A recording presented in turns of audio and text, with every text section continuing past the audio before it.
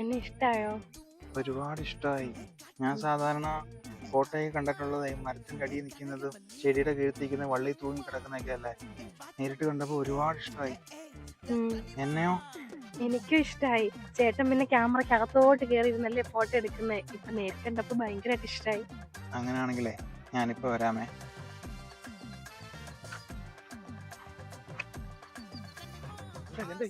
എടാ അവളെ നോക്കി പറഞ്ഞു. എനിക്ക് വയ്യ. എന്നിട്ട് നീ എന്തെങ്കിലും പോരുന്നേ? എനിക്കൊരു ഉമ്മ കൊടുക്കണം. എടാ നിനക്ക് എപ്പോഴും ഉള്ളത് ഈ ആക്രാന്തം. അവളിപ്പോ സെറ്റായതല്ലേ ഉള്ളൂ. പതുക്കെ പതുക്കെ എല്ലാം കിട്ടും.